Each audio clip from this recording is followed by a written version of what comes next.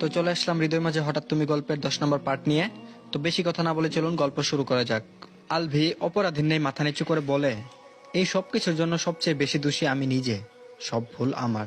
আমি কাউকেই বোঝার চেষ্টা করিনি। নিজের রাগ জেদ ধরে রেখে বাড়ি ছেড়েছিলাম, জেদ চেপে রেখে দেশও ছেড়েছিলাম। সেই রাগ ধরে রেখে এতগুলো বছর পার করে দিলাম। রাগে এতটাই অন্ধ ছিলাম যে কিছুই ভাবতে পারতাম না। ডিপ্রেশন, ফ্রাস্ট্রেশন, মানসিক অবসাদ সবসময় আমাকে চেপে ধরে রেখেছে। আমি কি চাই আমি নিজেও জানতাম না। তারপর মাহির বলল, ভুল সবারই হয়, দোষ সবাই করে। তোরও হয়েছে, এই বাড়ির সকলেরও হয়েছে, শুধু মাঝখান থেকে আমার বোনকে সাফার করতে হয়েছে এতগুলো বছর। 4টার পর অফিস থেকে ফিরে আসে আলভি। সারাদিন আজ দারুণ কেটেছে ওর। শাওয়ার নিয়ে ফ্রেশ হয়ে বেডে শুয়ে পড়ে বিশ্রাম নেওয়ার জন্য। প্রায় ঘন্টাখানেক পর শোয়া থেকে উঠে রুম থেকে বেরিয়ে আসে। করিডোরে দাঁড়িয়ে মায়ের রুমের দিকে তাকাই একবার, তারপর ছাদের দিকে এগিয়ে যাই। সিঁড়ি বেয়ে উঠতে উঠতে পকেট থেকে সিগারেট বের করে ধরিয়ে নেয়। ধোঁয়া উড়াতে উড়াতে ছাদের সিঁড়ি শেষ করে উপরে এসে দাঁড়ায়। কানে ভেসে আসে মায়ার মিষ্টি স্বরের গান।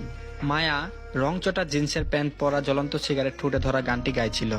মায়ার গান শুনে আলভি নিজের দিকে তাকাই। হাতে জ্বলন্ত সিগারেট আছে, তবে ওর প্যান্ট তো রংচটা নয়, আর না গায়ে লাল শার্ট আছে, সানগ্লাসও নেই। সিগারেট হাতে রেখে এগিয়ে যায় মায়ের কাছে। মায়া এক মনে তাকিয়ে থাকার কারণে বুঝতে পারে না আলভি এসেছে। এতই গভীর মনোযোগ দিয়ে তাকিয়ে আছে যে সামনে আশেপাশে কি হচ্ছে বুঝতেই পারছে না। মায়ার দৃষ্টি অনুসরণ করে নিচের দিকে তাকায় আলভি। রাস্তায় কারেন্টের খাম্বার পাশে দাঁড়িয়ে সিগারেট খাচ্ছে একটি ছেলে। সানগ্লাস মাথায় তোলা রয়েছে, গায়ের শার্ট লাল কালারই মনে হচ্ছে। দেখে মনে হচ্ছে বখাটে যুবক। মায়া ওই ছেলেকে দেখে গান গাচ্ছে। আলভি রাগী সরে বলল, বিবাহিতা হয়ে অন্য ছেলের দিকে নজর দিতে লজ্জা করছে না তোমার? হঠাৎ আলভির গলার স্বর শুনে চমকে লাফিয়ে ওঠে মায়া। পাশে আলভিকে দেখে একটু দূরে সরে যায়। তারপর আলভি আবার বলল, বখাটে ছেলেকে দেখে গান গাওয়া হচ্ছে? মায়া বলল, মাথা খারাপ হয়েছে নাকি আপনার? ছেলেকে দেখে গান গাইতে যাব কেন? আলভি বলল, তুমি এতক্ষণ ওই ছেলের দিকে তাকিয়ে গান গাইছিলে না? আলভির হাত অনুসরণ করে তাকায় মায়া। ছেলেটাকে দেখে নাক মুখ কুচকে বলে, ওই ছেলেকে দেখে কেন গান গাইতে যাব আমি? আমি তো ওই কৃষ্ণচূড়া গাছের দিকে তাকিয়েছিলাম। ওখানে যে কোনো ছেলে দাঁড়িয়ে আছে সেটা তো দেখেইনি আমি। আলভি গাছটার দিকে তাকাই। এখনো লাল ফুলে সেজে আছে গাছটা। মায়া আগের চেয়েও বেশি নাক মুখ কুচকে বলে, আপনি সিগারেট খান? কি বিশ্রী গন্ধ আসছে। বলেই চলে যাওয়ার জন্য পা বাড়ায়। এতগুলো বছর পর দ্বিতীয়বারের মতো মায়াকে ছুঁয়ে আলভি। হাত বাড়িয়ে মায়ের হাত টেনে ধরে দাঁড় করায় নিজের মুখোমুখি করে। তারপর আলভি বলল, এত পালাই পালাই কেন? মায়া বলল, হাত ছাড়ুন, সিগারেটের গন্ধ আসছে আপনার মুখ থেকে। হাতে সিগারেট ছুঁড়ে ফেলে দেয় আলভি। তারপর আলভি বলল, তুমি যদি এই ঠুটে চুমু খাও আমি সিগারেট খাওয়া ছেড়ে দেব। মায়া রাগী স্বরে বলে, বেশি বেশি হচ্ছে কিন্তু, হাত ছাড়ুন। আলভি বলল, আরেকবার আপনি আপনি বললে। কথা শেষ করতে দেয় না মায়া। তেজ দেখিয়ে আঙ্গুল তুলে বলে, কি করবেন আপনি? আমি 100 বার বলবো আপনি আপনি আপনি। আলভি বলল, কিছু হয়ে গেলে তখন কিন্তু আমার দোষ দিতে পারবে না। মায়া বলল, কচু করবেন আপনি। আলভি সময় নেয় না, মায়াকে টেনে এনে গোলাপি নরম অষ্টদয় দখল করে নেয়। আকস্মিক ঘটনায় থ হয়ে গেছে মায়া। আলভি এমন কিছু করবে কল্পনাই ছিল না। কিছু সময় পর মায়ের অষ্টদয় ছেড়ে দেয় আলভি। শক্ত করে জড়িয়ে ধরে বলে, একবার আপনি বলবে আর একটা করে চুমু পাবে। বাড়ির সকলের সামনে যদি আপনি বলো আমি কিন্তু সকলের সামনেই চুমু খাবো। আমার মধ্যে আবার লজ্জা শরম কম। মায়ের রেগে আলভির কাছ থেকে নিজেকে ছাড়িয়ে নেয়। আশেপাশে তাকিয়ে কিছু খুঁজে কিন্তু পায় না। সর্বশক্তি দিয়ে আলভিকে ধাক্কা দিয়ে ফেলে দেয়। রাগে কটমট করতে করতে বলল, আপনি আমার ধারে কাছেও আসলে আপনার গলা কেটে দেবো আমি, শয়তান লোক। নির্লজ্জের মতো আবার দাঁত বের করে হাসছে। মায়া রাগে গজগজ করতে করতে বকাবকি করে ছাদ থেকে নেমে যায়। আলভি উঠে দাঁড়িয়ে প্যান্টের বালি ঝাড়তে ঝাড়তে বলে, বাবা রে কি শক্তি! এক ধাক্কায় নিচে ফেলে দিল। ভাগ্য ভালো যে ছাদ থেকে ফেলে দেয়নি, নয়তো আজকেই ভবলীলা সাঙ্গ হয়ে যেত। তারপর সোজা নিজের রুমে চলে আসে মায়া। রাগে গজগজ করতে করতে ওয়াশরুমে প্রবেশ করে। আয়নার সামনে দাঁড়ায়। ছাদ থেকে নামার সময় ঠোঁট মুছতে মুছতে নামছিল। ঠোঁট জোড়া লাল হয়ে গেছে এখন। আয়নার দিকে তাকিয়ে রাগে ফেটে পড়ে গালাগালি করে আলভিকে।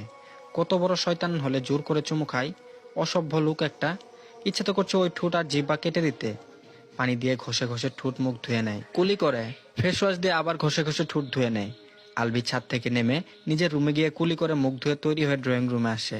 সোফায় বসে মায়ের নাম ধরে ডাকে, কিন্তু মায়া কোনো সারা শব্দ করে না। আলভি আবার ডাকে, কিন্তু তবুও মায়া কিছু বলে না।